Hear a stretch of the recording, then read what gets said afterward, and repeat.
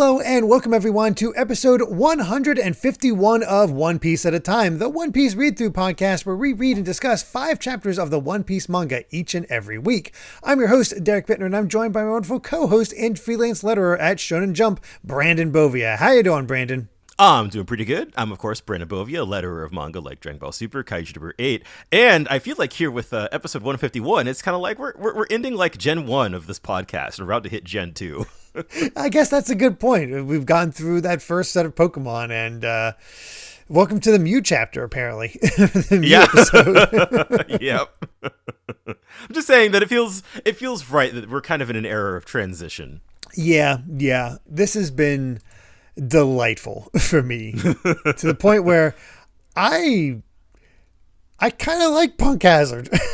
Yeah, I think with the full scope of it, kind of behind us now. I mean, we have one more after this, but like I feel like I'm much more kind of back and forth on it, but like there's no denying that like the things that are really good are really good. Yeah, and I feel like this ending's really strong. You don't have like the true heart of like Fishman Island. Like the kids get close to that, but it's not quite the same level. But my God, all the setups. Yeah.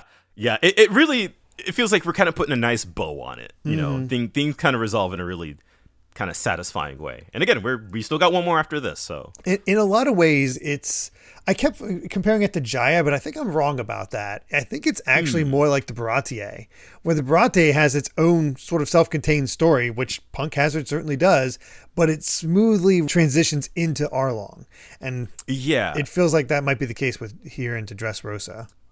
I mean, it really feels like it's kind of I feel like more so than most other arcs. It's like a rolling transition, right? It's like we are wrapping things up and moving on to the next thing at the same time, let alone all of the other like half dozen things that are, very obviously seeded, plants for the future. Yeah. There's a lot to talk about. Yeah. So let's get to it with chapter 691, King of the Land of the Dead. And good God, this spread. Yeah, it is a 4-page spread to promote One Piece Film Z. They were certainly making this a big deal, I think, after Strong World did so well. Yeah. I mean, this really feels like we are now in the era of like, I feel like One Piece movies are like event films now. You don't get them every year anymore, so it's special. Exactly, yeah. And so I really, Z was the first one to come out after like I caught up to One Piece, so it definitely felt the most like, oh, this is like a big deal. They're making a big deal out of the movies, and so I feel like that's about prime for it. And I feel like there's a good chance we might get a new one in 2025. Oh wow!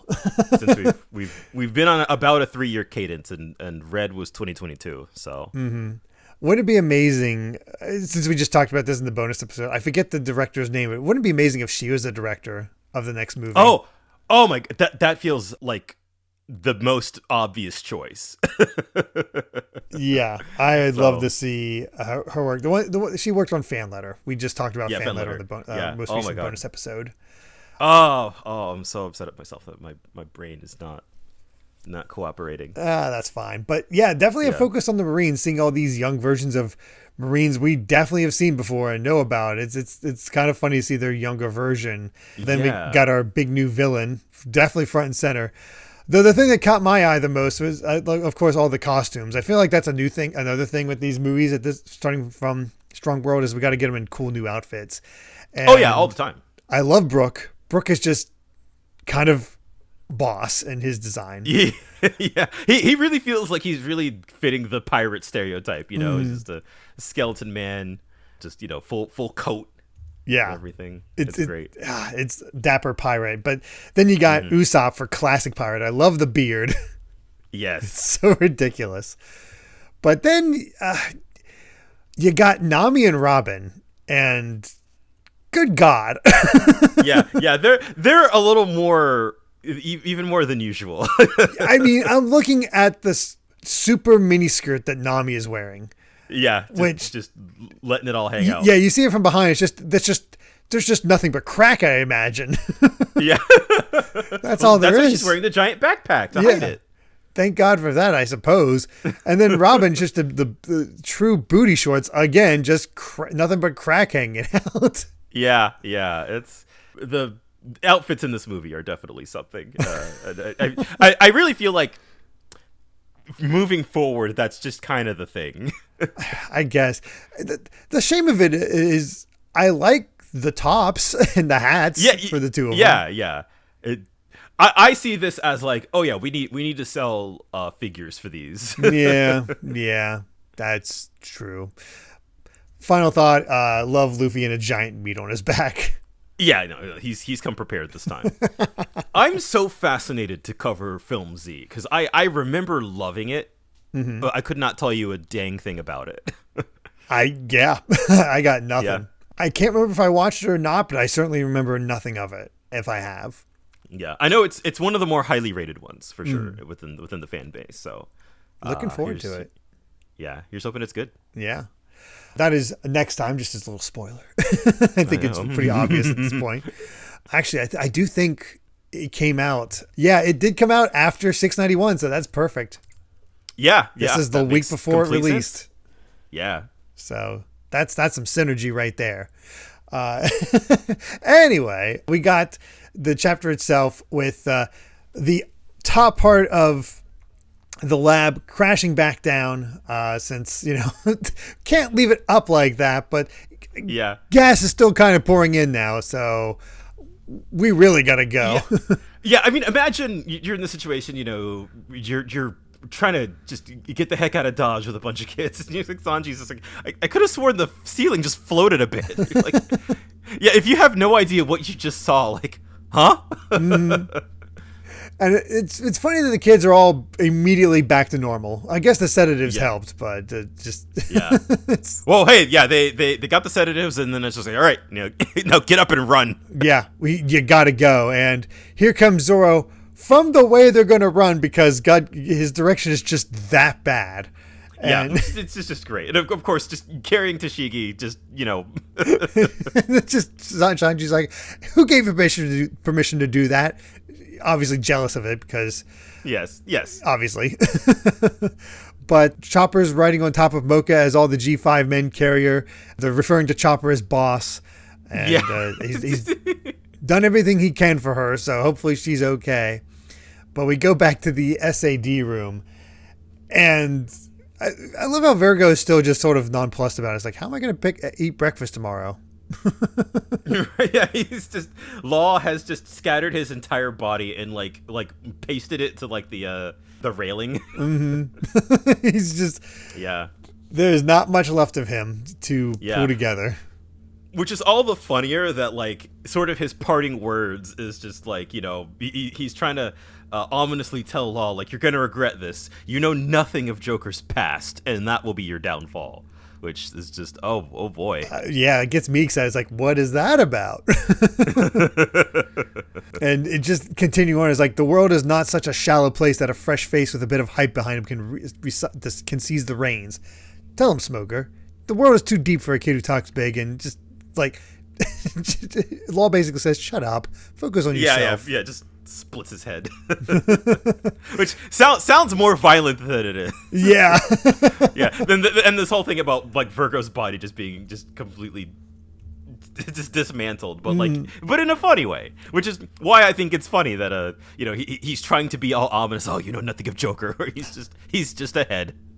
And ostensibly he might be dead just because this place blowing up soon. I mean, he can't escape, so I don't know. I don't know how that's going to go. I am unsure.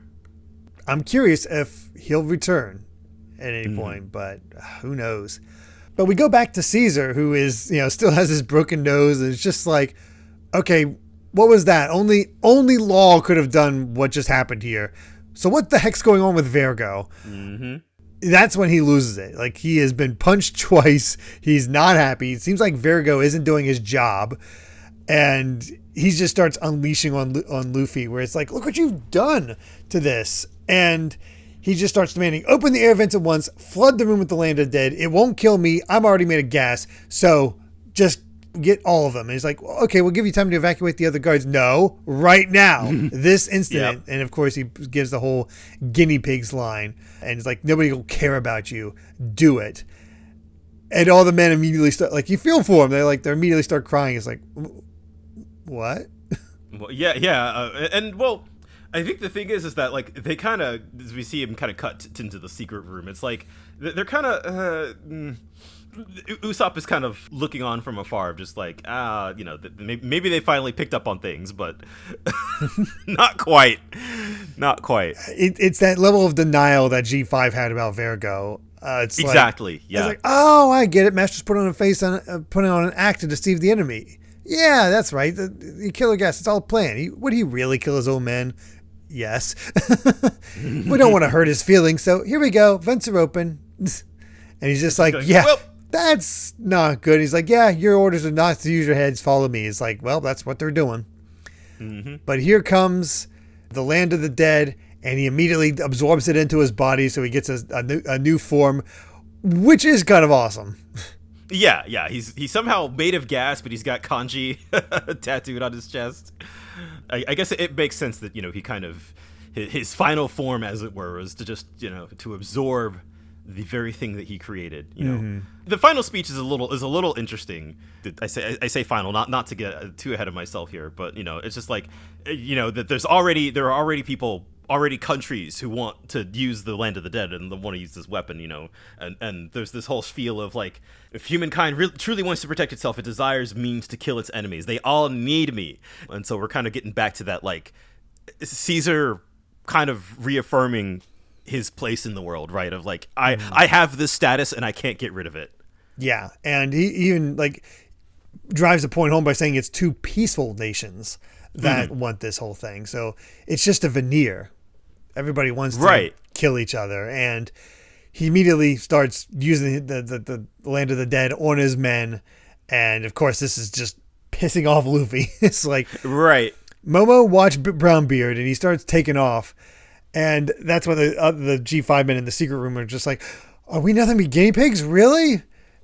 And Caesar's so full of himself. It's like, I've surpassed all my expectations with this. And look, even Straw Hats are running from me. You're all doomed. There's nowhere left to run. And that's when we get Usopp stepping up. It's like, no. I need access to those controls. I want to protect my friends from the gas. It's like, hey, your captain just ran away. It's like, no, you don't know him. You dare slander my captain. If he was the type to betray us, things might have been easier. But we might want to tuck our tails between our legs and run. But he never, ever fails to believe in our strength as a group until it breaks our own backs, which means we step up and meet his hopes for as long as our lives hold out. So just watch. Look at that, man. I love this speech from Usopp, man. That's character development. It's a great speech. And again, he's taking on a room of our men and just not concerned. Yeah. And all it takes is, I don't know, man, like that confidence in Luffy, like that's always been there, but sort of like seeing Usopp kind of stand his ground, right? And be like, no, like our captain is not running. You don't understand Luffy. The way that he says, like, like Caesar's the kind of man Luffy hates the most. And that's why he knows, like, oh no, Luffy's not running. And during this whole speech, right, we're seeing Luffy, he runs away to gain some distance. Because what he's about to do is activate Gear 3rd. Yep. Surrounded in hockey and just goes, I don't want to ever see you again as he gets ready to wind up. And even Caesar knows, like, oh, I'm screwed because he's just crying. Yeah.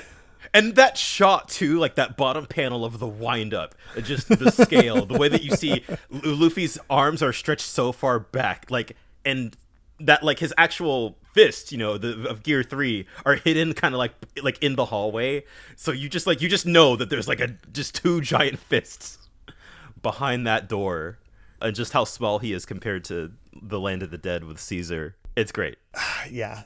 Great final shot. And again, it means something something extra with Usopp saying all those things because of Water 7 and the confrontation. Exactly. They all went through. You know where that's coming from. Yeah. And I'm sure at any number of points, like, the old Usopp would have wanted to run away and he would have wanted to hide from this. But like, I love that he gets that moment to, honestly, this set, he kind of gets a good few moments to shine. It really does. It's a good Usopp set. But yeah, let's go ahead and move on to chapter 692, Assassins from Dressrosa. And we get another color spread. Like, wow, 2 in a row. Yeah, to the point that I had kind of forgotten about the cover story. I know, right? They're making a clock, and I don't know, it's cute. Yeah, I like this. Mm-hmm. But yeah, we ended off with the prep work for the gum, and Caesar's like, hey, Straw Hat, you want to work for me? All the reaction shots of everybody he's thinking of, and we get the new attack for Gear 3, Grizzly Magnum. Yeah, which is basically Gear 3 hockey bazooka. Yeah. Just, I love how a Magnum is even stronger than a bazooka. It's like, yeah, Resident Evil, that's kind of fair. And I love it. Just, of course, I kind of love it because we will double back to this later, but we're supposed to capture Caesar, but no, Luffy just sends him flying. Yeah, I did think about that. I'm done with he is you. Gone. He is done. This fight is over. Not that it was much of a fight, but yeah. Yeah, and I love that it's sort of like the whole hubris aspect to it too, where the cameras were rolling, so all of the underground brokers just saw Caesar just get hit flying. Mm-hmm. And it's like, what kind of joke is this? What kind of public demonstration? It's like, wow, he just took down Caesar. And again, we get Peckham's and Tamago.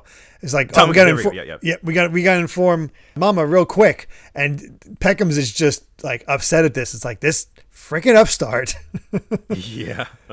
And I think the old guy, the Joker will not take this laying down, is one of the guys we saw in Dressrosa, I think, playing with the old woman. I noticed something with the bottom right one that I probably shouldn't know anything about, but I feels like, so I can put all this out here now of what I do and do not know. I'm aware of what Kaido looks like. I don't know anything beyond that about Kaido, but it's hard to miss it. I'm in the video games industry. Pirate Warriors 4 has Kaido right on the cover.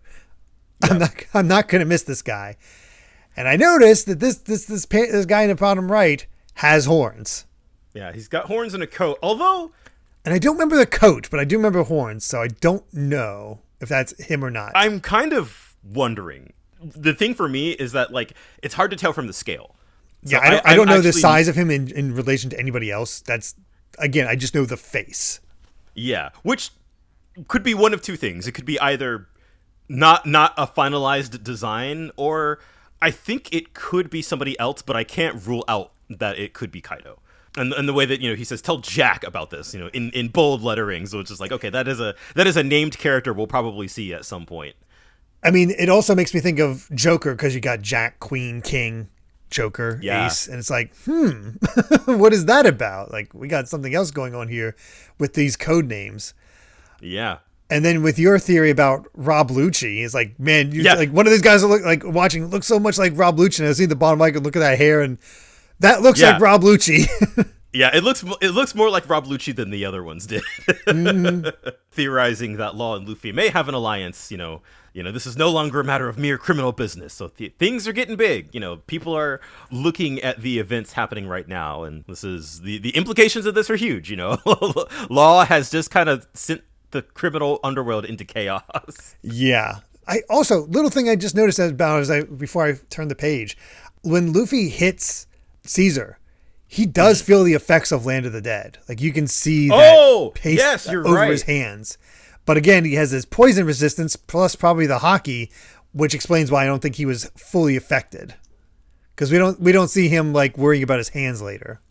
Yeah, it's not really it's enough to it's a cool, I guess, like visual storytelling, right? It's enough that he got his hands dirty, but like he's fine, Yeah, he's fine. This is not a Magellan situation, right? No.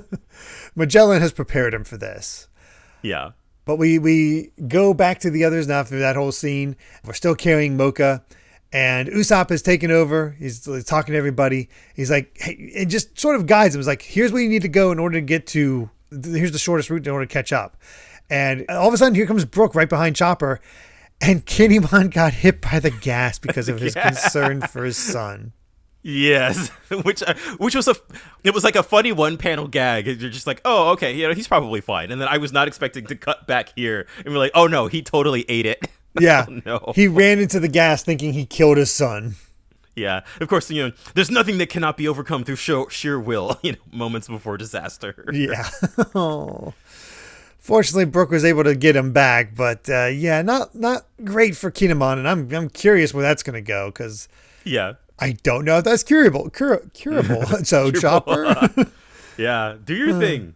Yeah, Usopp did have to take out all those guys because they would not let him just do what he needed to. They were, faithful to the end. Yep, and we also get the upgrade to the Kabuto, the grown-up black Kabuto. Yeah, I love the Kabuto. Yeah, and it's got like a piranha plant looking thing hanging off the back now. It's great. That's so fun. The kids and Nami and Zoro and all of them catch up, and it's like everything's fine. We got all the children, and Momo sees that Luffy is true to his word about his crew. It's like they'll save the other kids, and yeah, that actually had an effect on him. Mm-hmm. He's taking notice. They're just like, here's Sanji, let's keep going. So we're all starting to come together. Everybody's getting there. I'm wondering where Chopper is, but I love how they show where Caesar's at, and he is launched. He's beyond R. He's gone. Yeah, that's great. He's off in the horizon somewhere. Meanwhile, here comes Smoker and Law. It's like, is this really necessary? No. This cart is what they use to hold SAD. We can fit the entire group in because this escape attempt won't have a moment to spare. And they come in with this giant mine cart. We're in full action movie territory now. And Law is immediately thrown off. It's like, where's Caesar? Oh, the door that was there? I smashed them through it and they both flew off somewhere. What? Yeah. You're supposed to kidnap him. It's like, no, I don't want to capture that jerk anymore. That's not the point. The plan calls for it. What if he gets away? It's like, who cares? You can't just change the plan on a whim. So we got to go after him. Scott, it's so good. It's just, again, Luffy does again, after everything he saw, he's just so sick of Caesar's shenanigans. It's just the plan. What plan? And this, as you could imagine, is the beginning of just poor Law. Yeah. Yeah. It really does come down to poor Law quite a bit. You cannot control Luffy. No. But we flashback, but we go to a short time ago in the skies near Punk Hazard, where we get to see Baby 5 again. This woman that was trying to kill Doflamingo in the last set. And we were like, what is up with that? Like, you killed her fiance. And we find out here is like, all right, once this job is done, it's time for a clean break. I'm going to finish him once and for all. You blew up my fiance along with his entire town, so someone's got to do you in. And we get confirmation that she has the arms fruit. Her entire body is made of weapons, which is cool. Yeah, good job calling that. I feel like we see a lot of her devil fruit in this set, and it's rad. Yeah, I think she had a specific inspiration. I'll get to it when you start seeing more of her forms. Mm-hmm. The thing that started killing me about this is like, oh my gosh, it's so sad. Like, to destroy an entire town. But then she says, 8 times is enough. 8 times I've sworn my love in future to a man. 8 towns. What does he have against my happiness? Yes. And then we get the reveal that she is riding on Buffalo, who has the spin fruit. So his entire body could just the visual is so bizarre where he's got the Doflamingo, like the Jolly Roger tattooed on his teeth, and he's just grinning while like his hair spins. Yeah, and his Buffalo he's a freak.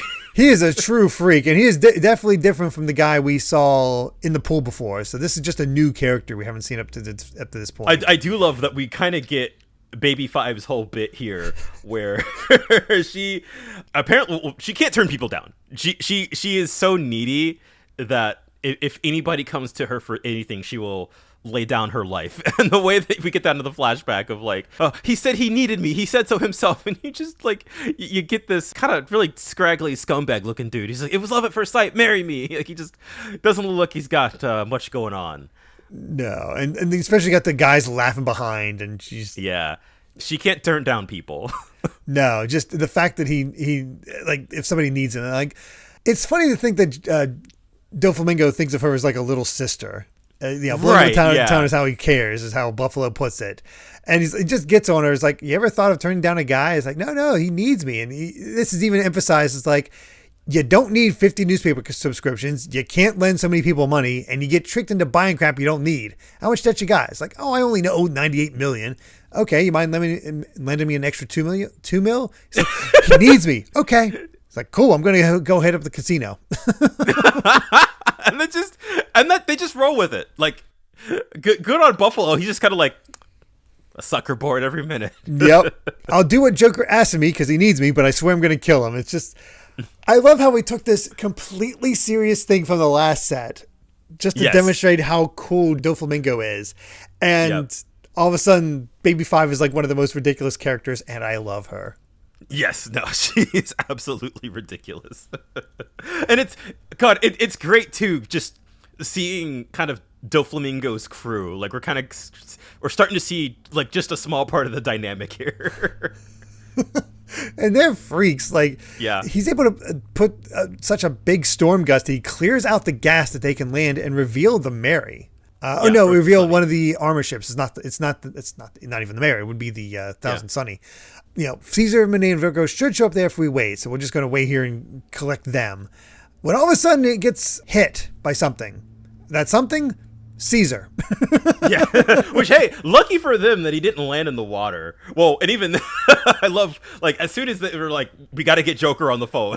Like, and he's just that grin where he's like, he got lucky. Yeah. He's like, oh, things are just working out for me all like crazy.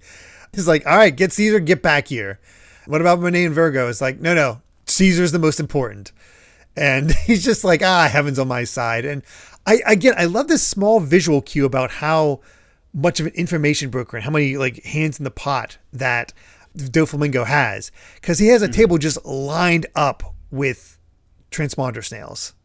Oh God, I didn't notice that. You're so right. I thought it was a chess set at first, but like that cliche. When I was looking, it's like, no, they have the eyes. It's all transponder snails, so he can just talk to everybody. He's got contacts. Yeah, he is extremely well connected. Yeah, man, it puts Crocodile and his whole operation to shame. A little bit, yeah, a little bit. And I feel like that comparison goes a lot further than you might think right now, but. Yeah, I definitely like you're going to start seeing the scope and scale of just kind of how deep into things Doflamingo is, and it is deeply fascinating. And I like that he's obviously visibly upset about Vla's shenanigans, and but the second he's like, all right, we got this, we're still good. And I'm ashamed to admit this. I like when he showed up, I'm like, oh my God. I completely forgot that Frankie wasn't around the group for the longest time. And all of a sudden we see the battle Frankie and it's like, what's with that bird? What's with the robot? Yeah. It really feels like we just kind of had Frankie sit on the sidelines for a while just for this. Yeah. Yeah, and he's in the mech. It's covered in gas, but like he's fine. And it pays off so well. Yep. Heck yeah.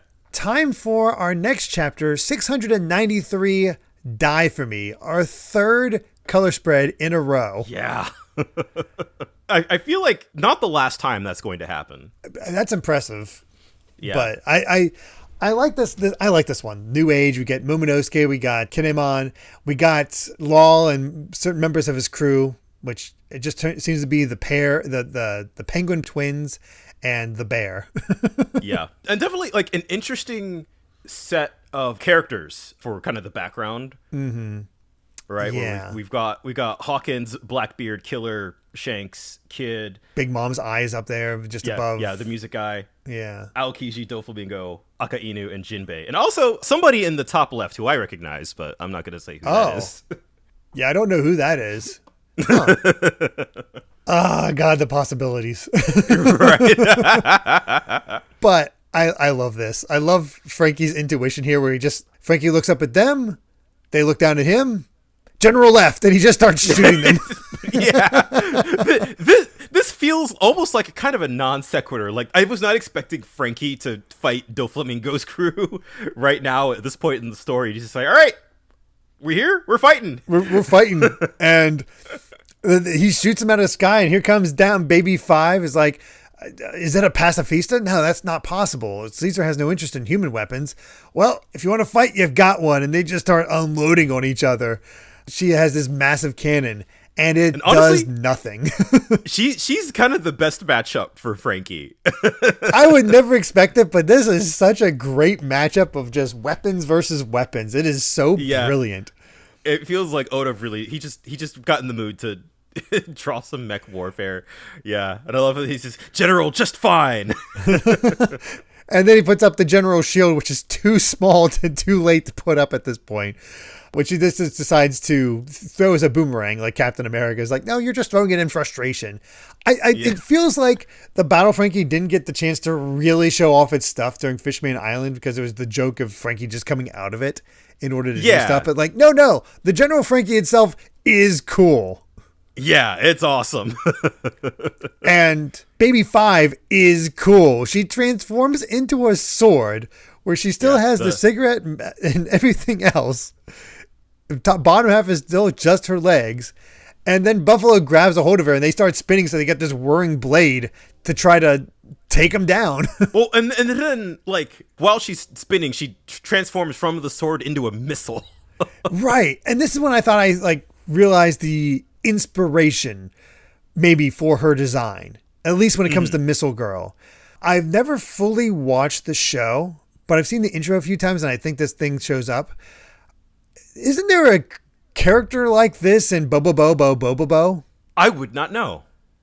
But I would not be surprised. I swear I've seen a character like this in Bobobo, or something to that degree, or it's some sort of reference to like maybe old American aircrafts where they had like pinup girls on their missiles or planes and stuff like that. At least with Missile Girl, it feels that way. But I think the most direct reference is Bobobo. Yeah.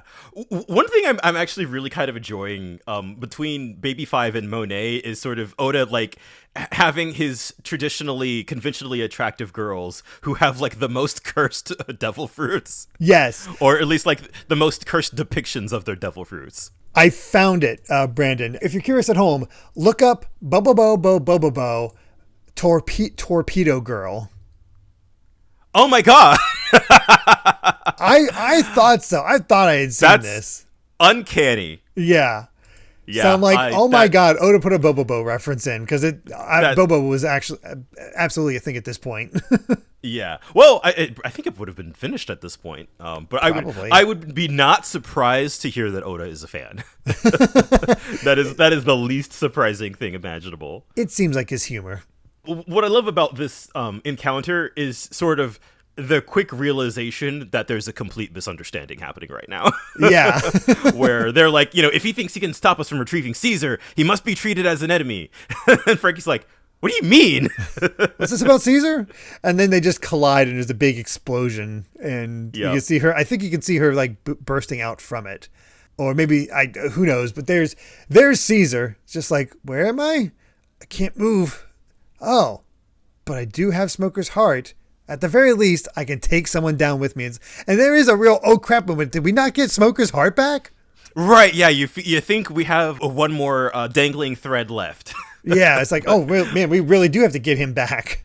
But we go back inside the third laboratory and they're like, hey, Straw Hats, we gotta go. What are you doing? Everyone else is in the cart. If Caesar gets away because you knocked him off, the entire plan is ruined. It's like, no. I'm not leaving until all my people is here. And they mentioned like, oh yeah, Frankie wanted to move the Sonny out to sea, so he's probably fine. It's just like, hey, nobody had mentioned Frankie in a while. And sure enough, here comes Chopper, Mocha, the G5 men, Brooke, and Kinemon. And they're running through. The gate's almost shut. They're doing that stupid run again. And the guys that Usopp knocked out is like, you going downstairs? We'll join you. He's like, yeah, whatever. Come on. Yeah. See, yeah, we're going to save everybody. And I feel like that's a fun thing that we'll kind of see a little bit more of this coming up, I'm pretty sure. But it's like the difference between how Law handles himself versus Luffy, right? Where, Law's all ready to go. And Luffy is like, no, I'm waiting for my crew, and his crew is like saving people. Yeah. And we still don't know what's up with Law's crew. I'm very curious about where they're at, what they're doing. Yeah. I guess I don't mean that as much to be like, oh, like Law's he doesn't care about his crew or anything like that. It's more like Law's got his eyes on the prize, and Luffy's before he does anything has to make sure that his crew is good. Well, I the moment Luffy sees Law mistreating his crew, they're done. Yeah. If it happens. We get the reveal. He's like, Brook is like, what shall we do with Kinemon? What shall we do? And that's when Momonosuke's like, Kinemon? Yeah, right. Oh, no. And then we get something I was not expecting, where Monet reports into Doflamingo. And Joker, well, I keep going back and forth between Joker because they call him Joker so much, but I want to say Doflamingo. But Doflamingo is like actually saying, I'm glad you're alive. They got Virgo. So he does seem to care about his crew, his people. Mm-hmm. Even if, he has ulterior motives, like they are still kind of important people to him to so that he can achieve his ends, right? And to maintain his business. Yeah, he even kind of apologizes. He's like, I misread the situation. I've done a terrible thing to you all, but I want to clean up my mistake by wiping out the kids. And it seems legit, but it also seems manipulative. Mm-hmm. But because he's basically saying, so, you'll find one more weapon of the same type that destroyed the first 2 labs and the rest of the island 4 years ago. If you press the ignition switch, Caesar will be the only one capable of surviving the gas. So find the switch. And she's like, yeah, no, that was my plan all along. You got nothing more to say. I'm right next to it now, in fact. So the explosion should reach the tanker and the entire ship will be ruined. You sure? It's like, yeah, thanks. Die for me and take everything with you. And that's where we get the chapter title. I was like, oh, geez.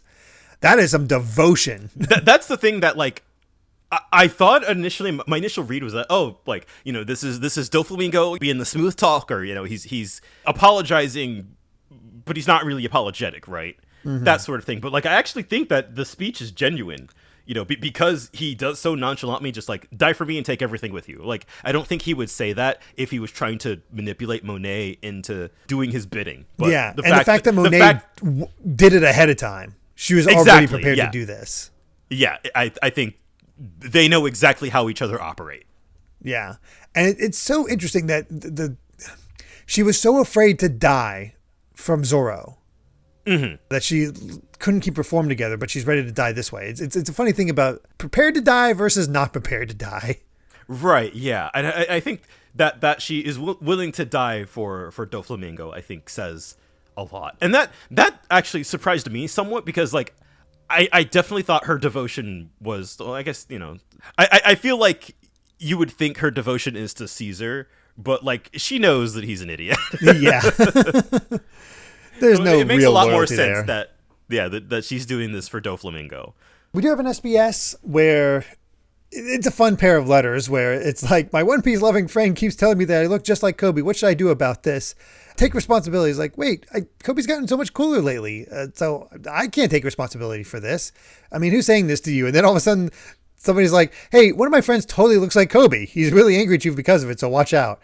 It's like he's getting ready to ask a question. And Oda's like, wait a second. It's you, but your names are like similarly themed. So I think you two actually get along just fine. That's just cute. It is cute. Well, let's get to the next chapter, which might have my favorite moment in all of in this entire set. All right. I had a bit of a cheer moment. I'll be honest. I'm like, oh my God. Chapter 694, The Most Dangerous Man. And okay, fine. It's time to check in on Caribou again. And he is such a skis-ball that he decides to rob the old woman's meat pie and just cheap jewelry. Yeah. There's something really funny about like a character design is kind of disgusting and off-putting as him, just like in grandma's pajamas. Yeah. And the fact that he's so pitiable that he's doesn't even care how much value it is. It's just, I'm going to steal it all. Yeah. He's more of a petty thief than a pirate. Yeah, definitely. Oh, man. Oh, yeah. But we go back into the chapter itself where we see the aftermath of the collision between Missile Girl and the Battle Frankie. And gosh, I guess with the way she reforms, that's fascinating. She's a Logia type. Yeah, she exploded. Yeah, she exploded and just reforms, takes a puff, is like, huh, did you like Missile Girl's burning passion? Thinking he's done. That's when Buffalo shows up. Is like, hey, you still want those weapons so you can turn on all the weapons you need? It's like, oh, you picked it up for me. Thanks. But that one has special magical powers. And it's like, wait, did somebody trick you into buying this? It's like, well, yeah. If you buy it, it'll make me happy too. He needs me.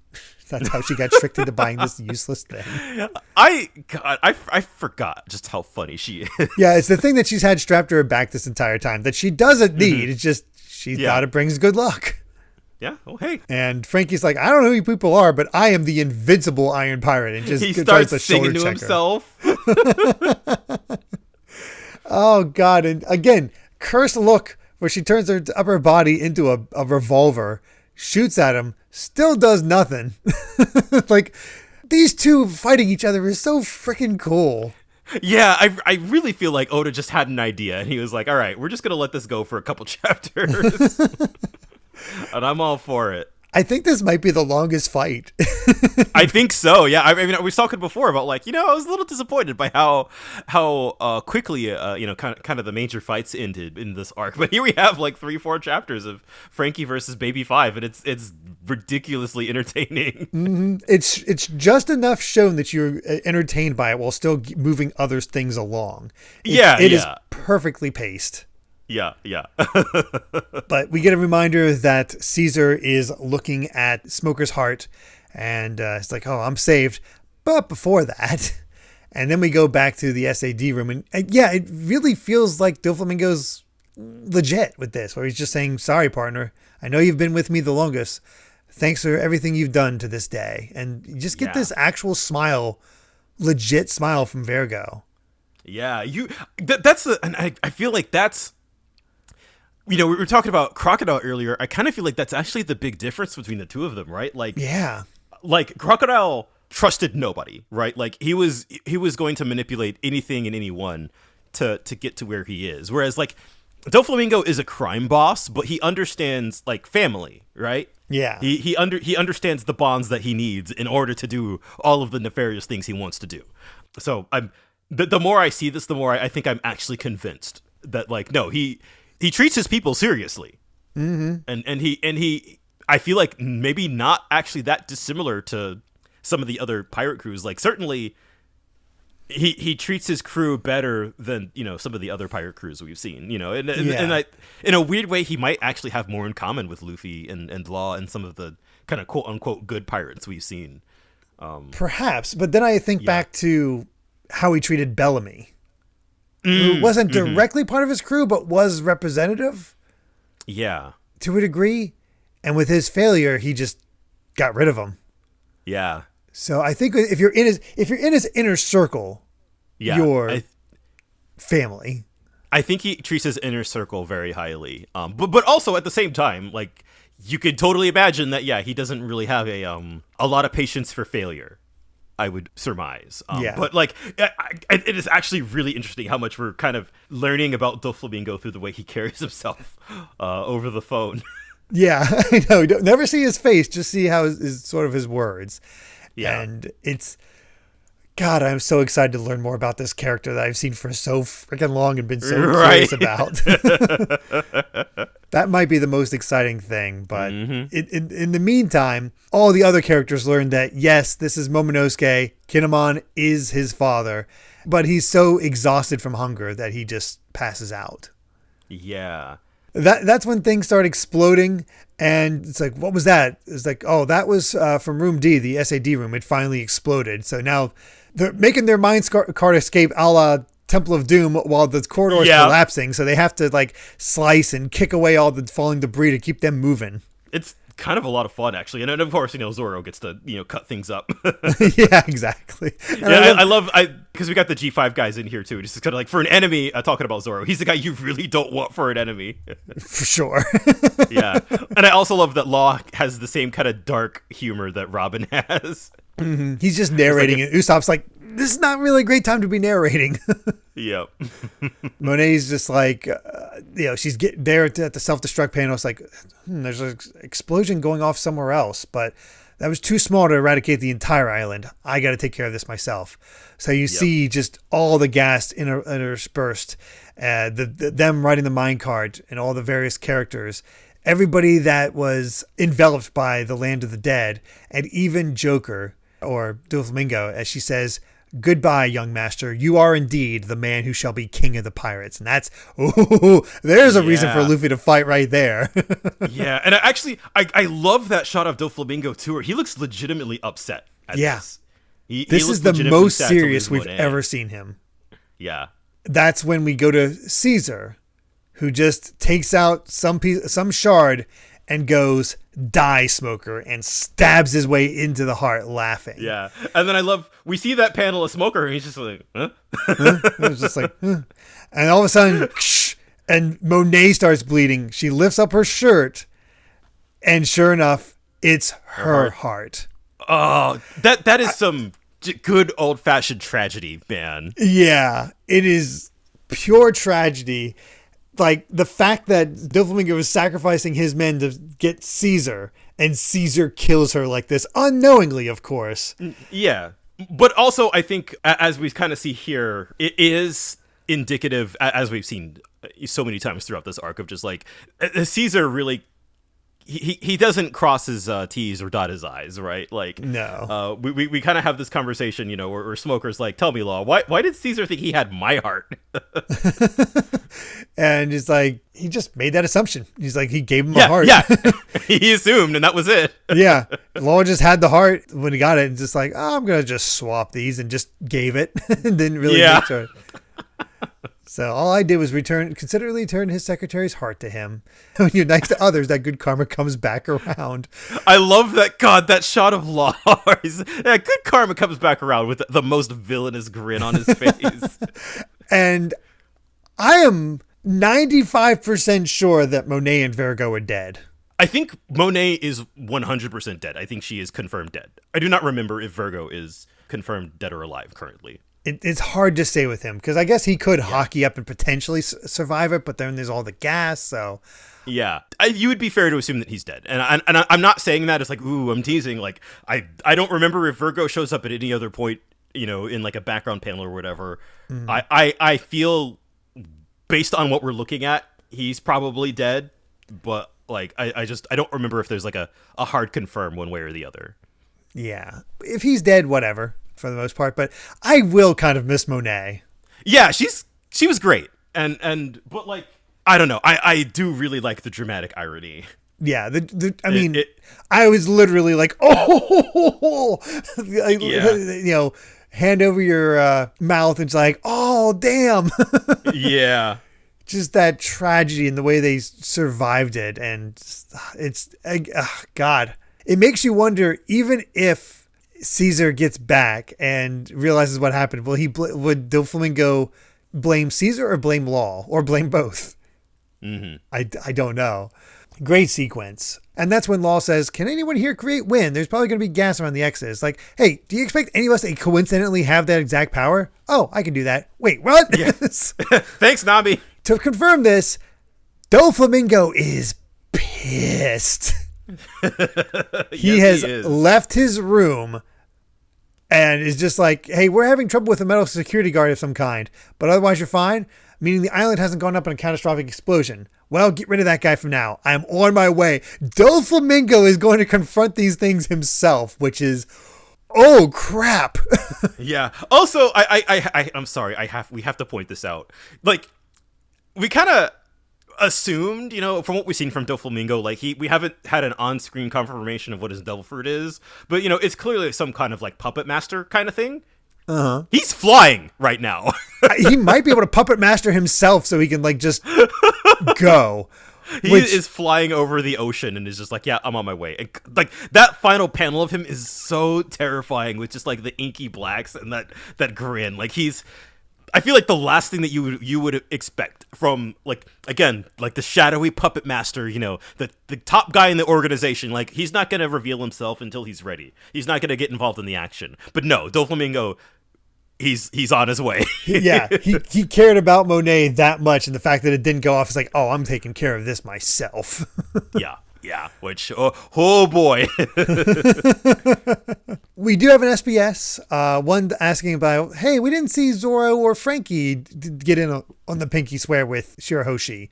What's up with that? And they're basically like, oh, well, they didn't get to interact with her as much, but don't worry, if the feelings are shared. So yeah. Don't worry about that. It makes, I guess I didn't realize that people had kind of taken that and run with it, but it really was, at least according to Oda, it just kind of came down to they weren't really involved with Shirahoshi, so it would be awkward. Yeah. Yeah. We don't know you. And then the other one is like, hey, there's a stocky looking sailor who appears to be carrying Tashigi on his shoulder at one point. Why is she running him? She told Zoro to put him down when you find my men. Is Zoro really that worried about her health? And it's like, no, it's basically like she's embarrassed to be on her subordinate, but not. It's a different embarrassment from being with Zoro, mainly because Zoro is a pirate. Yeah, you know what? So. Sure, I'll believe that. Yeah. There's no romantic feelings there whatsoever. Yeah, probably. All right, time for the last chapter in the set. 695. Leave it to us. And Caribou sent on his way. Gets a meat pie for the road. Like he's actually just given a meat pie, given a coat. Yeah. Poured is that way. Take care. See, somebody's being nice to me. Yeah, he's confused by this. He gets to take the clothes. He's good. Yeah. Yeah. Are we really seeing him on the path to reform? No. No. I highly doubt that. Oh, but if he were to change, I think the good graces of a nice old lady, it certainly helps. Yeah, that would make sense. But the fight continues between Frankie and Buffalo and Baby Five. He thinks they're just trying to steal his cola. That's why he's attacking them. I love that this fight is still going. Whatever it is that you're going to do with your next attack is going to be super ineffective.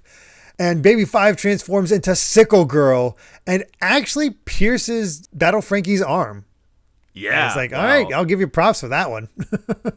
Not going to do anything because, it takes a whole lot of power, but here's what we're going to do. And he wraps up, actually, what does he do? Oh, yeah, he brings out, I thought he was wrapped up in chains from Frankie, but maybe Frankie does do that to him? I don't know. Either way, he pulls them towards him, so they're in the way. It's like, here's the secret weapon of the Thousand Sunny, the pirate vessel that will someday rule this sea. The portable land-faring gallon cannon, and I call it the General Cannon, and just unleashes this massive beam. Yeah, and I love, as they're getting sit through the air, they're like, why is this guy so hell-bent on keeping us from retrieving Caesar anyway? It's just, Frankie he's holding down the fort completely unintentionally, and I love it. It is well, and then after he blasts him away, he's like, wait, who's that over there? Is that Caesar? Only after he's won does he realize. Yes. I also really have to laugh at Oda drew Baby Five with this really short maid skirt. Every time she gets flown back, he has to find a way to position it so you don't see anything. Oh, yeah. Yeah, of course. They actually get up from that. It's like, we'll not be so easily beaten no matter who you work for. It's like, oh, I'll be damned. And in the name of Joker, we're going to do whatever it takes to retrieve Caesar. And that's when he's like, oh, you guys must be after Caesar over there. Right, and they just have the ellipses. They're just like, oh, he finally got it. And just as at that moment, the giant minecart bursts through. They spot him. It's like, oh, about time. I was dying of boredom. And that's when I love this so much. Mm-hmm. Luffy, Chopper, and Usopp are like, it's the General. The kids and G5 members see Frankie, a giant robot. It's the ultimate. Meanwhile, here's the little girls, Nami, Robin, and Tashigi just like, yeah. Also, I just noticed Frankie has his old hairstyle while he's in the. He does. He looks so good with that hairstyle. I was wondering. I was like, Frankie looks really cool in these shots, and I was like, oh, his hair's back. God, I prefer that. Yeah. That's when Law realizes, like, wait, Buffalo and Baby Five? What's going on here? It's like, okay, are they your friends? No. They're enemies. Well, important piece of dialogue here where they say, you traitor, don't you know that Joker's still holding the heart seat open for you? Which, gets into playing card stuff again. Yeah, that and I think we know this. That like Law's pirate crew is called the Heart Pirates. Oh yeah. that does kind of bring up an interesting connection. Huh. I wonder if Law is supposed to be an offshoot of Doflamingo in the same way as Bellamy. Yeah, and was just the most successful. I could totally see a situation where like he sort of set out that way, but now it has this plan to overturn everything. Yeah, just has been wanting his freedom all this time. Yep. Man, I'm looking forward to learning more about Law as well. Yeah, there's a lot of things happening here. Oh yeah. That's when they see the rest of Luffy's crew and all of them is like, okay, we're outnumbered. We're getting out of here. So we got to get Caesar. Let's go. So they grab hold of Caesar. They're flying away. And that's when Usopp's like, taking down flying enemies. It's a sniper's job. And Law's getting ready to stop him. It's like, no. Luffy stops. It's like, no. Usopp said to leave it to him. It's like, no, our sniper can do his job. And don't think just because he has a long nose, Zoro says. Uncalled for. Very much so. But, I wonder if the long nose is why Usopp can aim so well. Oh, it's like aiming down the sights. Yeah, exactly. That would explain a lot. That would be really funny. I do kind of like this because it's like Law here is ready to handle things himself, but let's just like, no, as Nami kind of steps up, like, are we an alliance or not? We'd appreciate a little trust. Of course, Zoro has no idea what's going on. Nope. But Nami's ready to go in the offense. She's done enough running. So we got these two standing next to each other, which is great. Yeah. And I love this team up attack. Yeah, I'm not afraid of an enemy at long distance with no will to fight, especially when they're wounded and have their backs to us. Leave it to me. Yeah, exactly. It's like, okay, we don't have to fight directly. We can just finish them off. So we get our grown-up Black Kabuto with the chomp grass, feeds that plant some ammo from all the debris, which is awesome. I love this thing. It's just a piranha plant. And it's just like, leave it to me. I'm going to get away before they can get us. Baby Five's like, hey, you need me, don't you? I'll give my life to stop the attack. And all of a sudden, something flew overhead. And that's when Nami unleashes the weather egg with a little bolt. And she somehow sends up an egg and it unleashes a thundercloud that she's able to direct and do her thunder breed in order to just like redirect it. Like it goes past them, redirects back up into the sky and fries them. Yeah, God, look at them. They're taking on Doflamingo's crew. Yeah, mildly cowardly, but like this is awesome. It's still an impressive attack. Yeah, they just require more wind up than the others. But then we get the finisher, Chomp Grass, Special Attack, Meteor Swarm Assault, and Baby Five can't move, asking Buffalo to protect him. It's like, I always perform my duty. I can do this. And all of a sudden he gets smacked by that rock. And he's just done. It's like, and that's when Caesar's like, ha, your rocks can't hurt a man made of gas. I'll make it back to Dressrosa myself. So Caesar's getting ready to escape on his own. But that's when Usopp reveals, oh, the last shot was sea prism shackles. And he wraps it around Caesar's neck. Which he was looking for, by the way. That's why he was in the secret room. Yeah. Is that he got lost looking for Sea Prism Stone. So what a way to bring that all back around. And Usopp being the one to finally capture Caesar is so rad. Yeah, that's great. And all three of them end up in the water, which I'm gonna have to fish them out, I think, or they're all gonna die. Yeah, they're all Devil Fruit users, so look at that. Before we get to this very interesting last panel, there is one thing I want to mention. It's like, I didn't expect Baby Five and Buffalo to be taken out during this battle. Yeah. Because I thought Baby Five would be an absolutely amazing foil eventually for Sanji. Ooh. Where she'd actually go into his advances and whatnot. Like, I was like, ooh, what would happen if those two met? Yeah, right. So that is I kind of wish that happened now. Dang. Yeah, that was my first thought. It's like a woman who's actually like, he needs me, and you got Sanji's like, that'd be an interesting dynamic where she'd actually be kind of into it.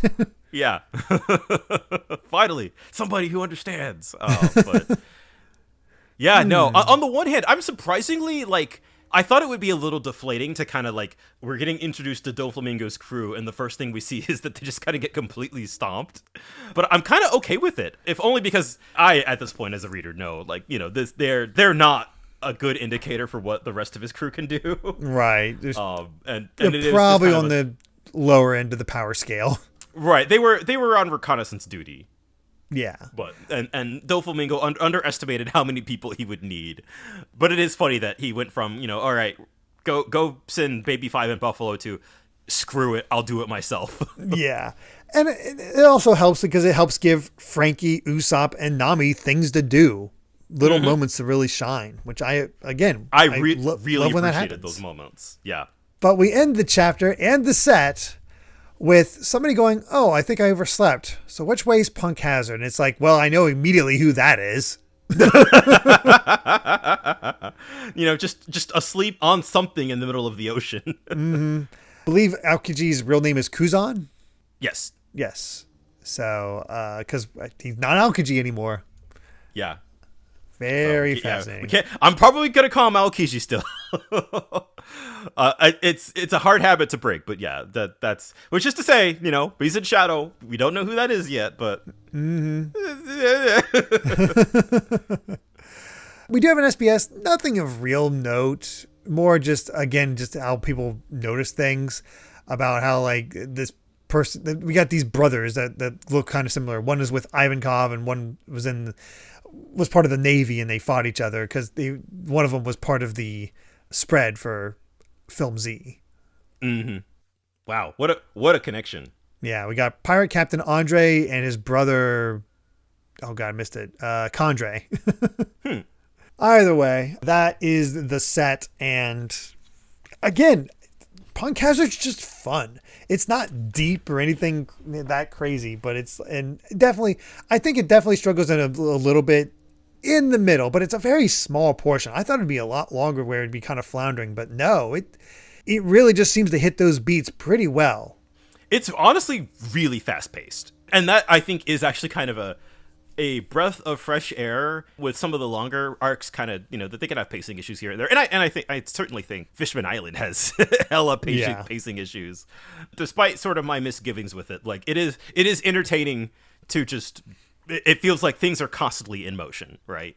Never quite sure what's going to happen next, and all of it. Yeah, all of it is to serve the future. It's very rare that it's very little that serves the present. Which I think might also be a thing that people have against it. But I think that's the biggest weakness. Yeah, it doesn't stand as well on its own.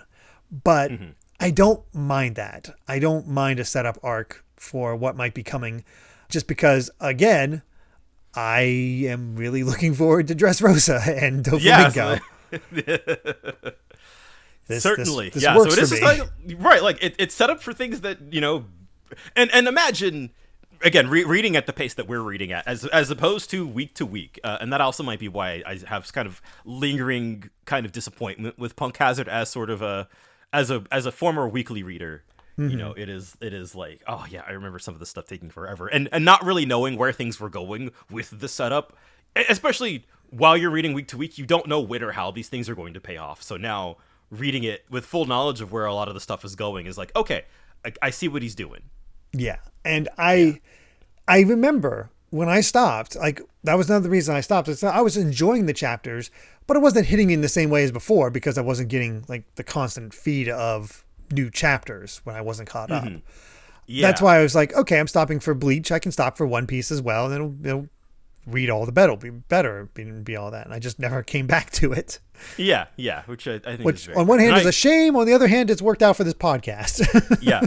I was weekly on One Piece from the point I caught up, which is like kind of near the end of Fishman Island, and I dropped off probably about a third of the way into Dressrosa because I was like, I gotta let things build up, and then I didn't finish it until the next arc was like about halfway done, I think. Oh wow.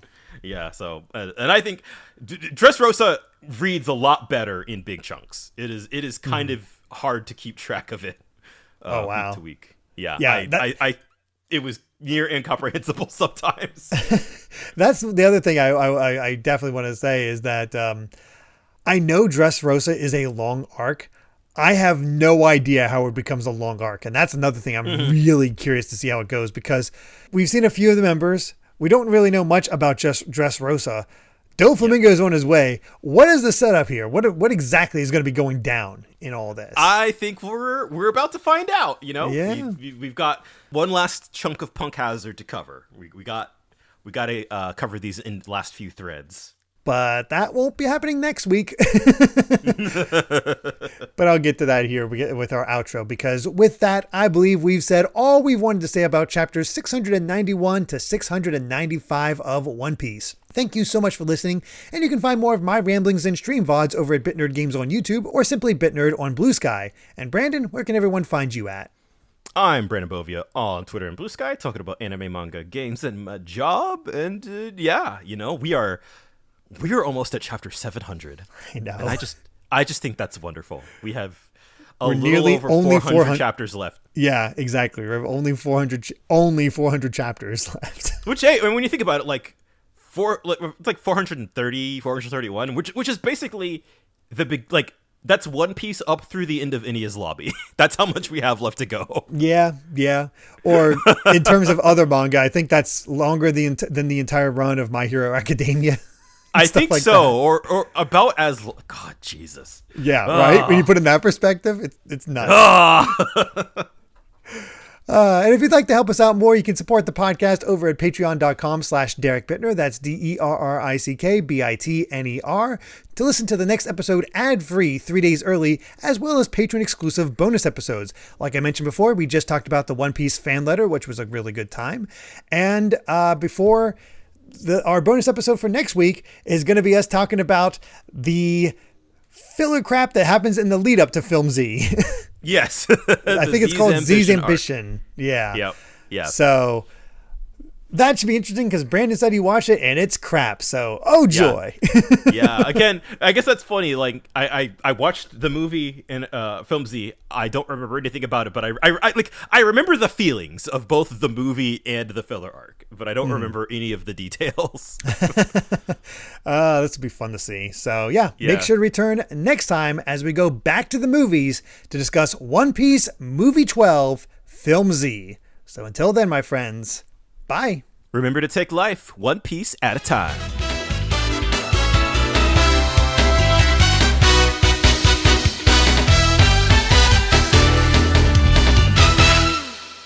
Though I won't be around to see it, I know you'll become the king of the pirates.